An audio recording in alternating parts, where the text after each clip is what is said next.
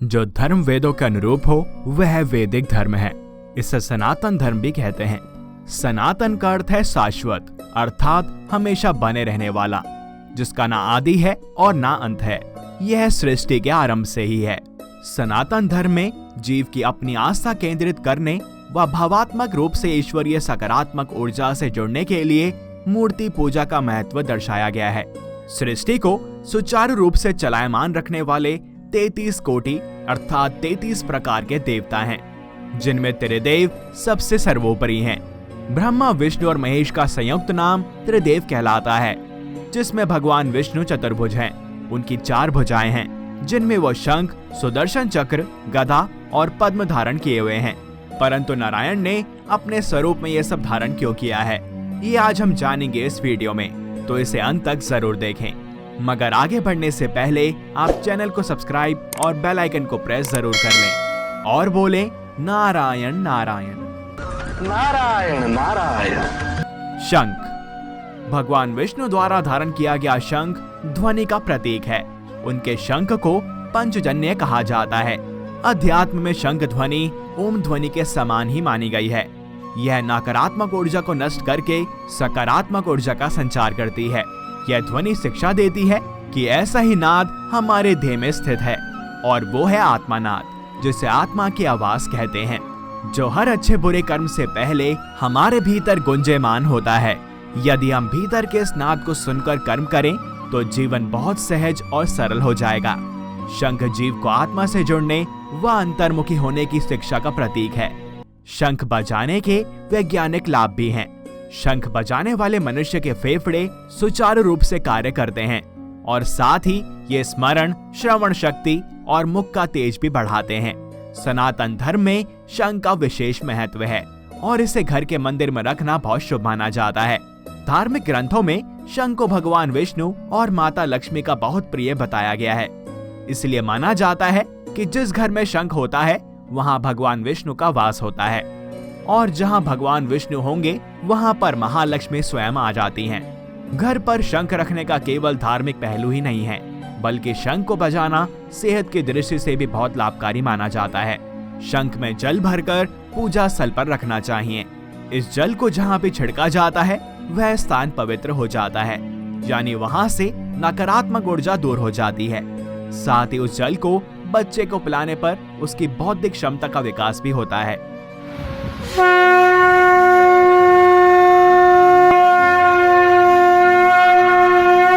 सुदर्शन चक्र। सुदर्शन चक्र भगवान विष्णु का अमोघ अस्त्र है। यह दूरदर्शिता और दृढ़ संकल्प का प्रतीक है। सर्वहित शुभ मार्ग पर चलते हुए दृढ़ संकल्पित जीव अपने लक्ष्य को भेदने में सदा ही विजयी होता है। चक्र शिक्षा देता है कि जीव को दूरदर्शी व दृढ़ संकल्प वाला होना चाहिए। पौराणिक कथा के अनुसार एक बार भगवान विष्णु भगवान शिव की पूजा करने काशी गए।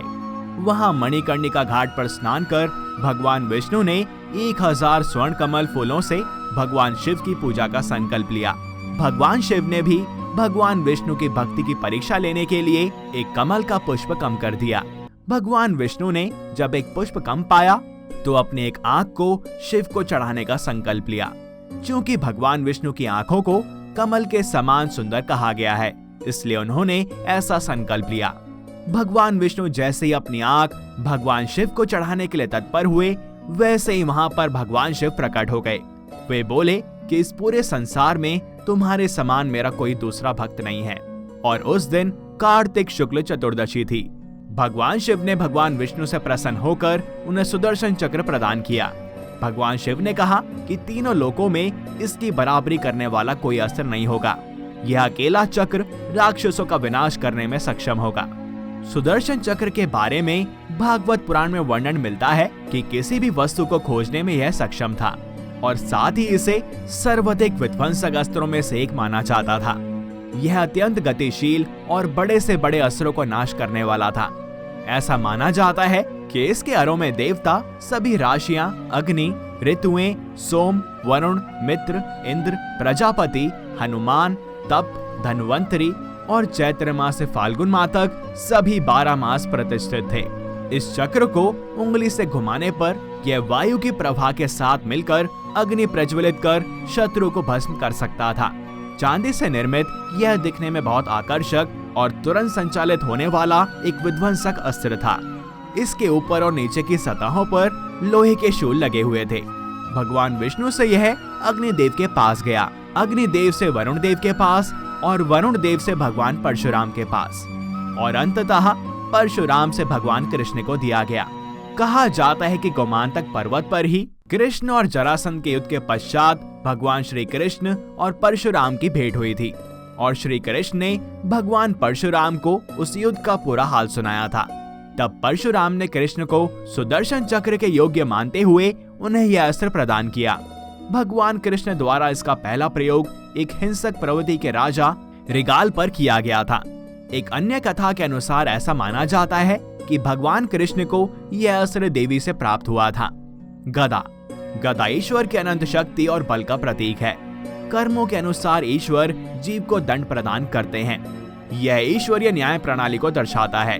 भगवान श्री विष्णु के पास कमौदगी नाम का गदा है। कमौद की गदा को श्री विष्णु की शक्तियों का स्रोत माना जाता है। इस गदा को भगवान विष्णु अपने बाएं हाथ में धारण करते हैं। भगवान विष्णु की भिन्न भिन्न अवस्थाओं में यह गदा अलग अलग बातों को दर्शाता है। जैसे नारायण की ध्यान अवस्था में कमौद की ज्ञान, बुद्धि एवं समय की शक्ति को प्रदर्शित करता है। विष्णु पुराण में गदा को ज्ञान की शक्ति बताया गया है। इसके अतिरिक्त यह गदा अहम और अहंकार की प्रवृत्ति को भी दर्शाता है। विष्णु धर्मोत्तर पुराण में कमौद की भगवान विष्णु की पत्नी तथा समृद्धि एवं बुद्धि की देवी लक्ष्मी को दर्शाता है।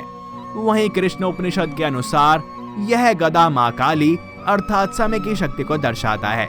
कमौद की गदा महाभारत काल में भगवान कृष्ण को वरुण देव से प्राप्त हुआ था। यह भयंकर गर्जना उत्पन्न करके शक्तिशाली असुरों और राक्षसों का विनाश करने में सक्षम था। कमल पुष्प सत्यता, एकाग्रता और अनास्तिक का प्रतीक है।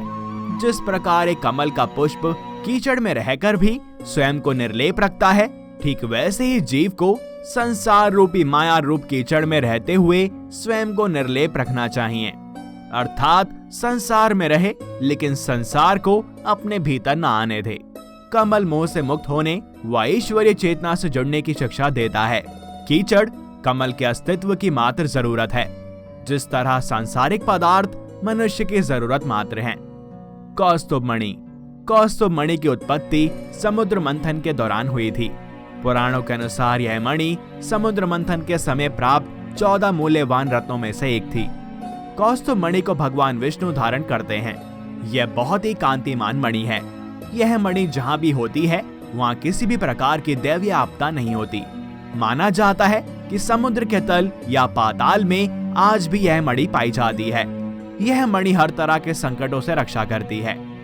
विष्णु जी की मुद्रा। भगवान विष्णु सदा योगी हैं। यह उनकी योग मुद्रा है, यानी इस मुद्रा में भगवान विष्णु सबसे ज्यादा सक्रिय होते हैं। जिन्हें इसके विषय में पता नहीं होता उनके लिए भगवान विष्णु की सदायोगी मुद्रा के दर्शन विश्राम का भ्रम उत्पन्न करते हैं। भगवान विष्णु को उनके भक्त सदायोगी मुद्रा में दर्शन करना पसंद करते हैं, क्योंकि यही सबसे सक्रिय अवस्था है। लेकिन भगवान विष्णु की दूसरी सबसे प्रचलित मुद्रा में भगवान खड़े हुए दिखाई देते हैं। श्री सत्यनारायण भगवान और तिरुमाला पर्वत पर भगवान वेंकटेश खड़ी हुई मुद्रा में दर्शन देते हैं। इसके अतिरिक्त भगवान परम पदनाथ एवं तोताद्री मुद्रा में भगवान सिंहासन पर बैठे हुए दर्शन देते हैं। लेकिन जिस प्रकार एक राजा सिंहासन पर सक्रिय होता है और उसके दर्शन शोभा देते हैं, उसी प्रकार भगवान विष्णु सदायोगी मुद्रा में सर्वाधिक सक्रिय होते हैं और माता लक्ष्मी के साथ उनके दर्शन कल्याणकारी माने जाते हैं। शास्त्रों में भगवान विष्णु का स्वरूप सात्विक यानी शांत, आनंदमयी तथा कोमल बताया गया है। वहीं दूसरी ओर भगवान विष्णु के भयानक तथा काल स्वरूप शेषनाग पर आनंद मुद्रा में शयन करते हुए भी दर्शन किए जा सकते हैं। भगवान विष्णु के इसी स्वरूप के लिए शास्त्रों में यह लिखा गया है, शांताकारम भुजय शयनम, यानी शांत स्वरूप तथा भुजंग यानी शेषनाग पर शयन करने वाले देवता भगवान विष्णु। तो आपने इस वीडियो में जाना भगवान विष्णु के स्वरूप के बारे में। आपको ये जानकर कैसा लगा बताएं हमें कमेंट्स में। और अगर आपको ये वीडियो पसंद आई हो तो इसे लाइक करें और अधिक से अधिक शेयर करें। जिससे कि हम प्रभु की ऐसी कथाएं ज्यादा से ज्यादा लोगों तक पहुंचा पाएं। साथ ही हमारा समर्थन करें चैनल को सब्सक्राइब और बेल आइकन को प्रेस करके। मिलते हैं आपसे अगली वीडियो में और भी अद्भुत विषयों के साथ। तब तक के लिए हरि ओम।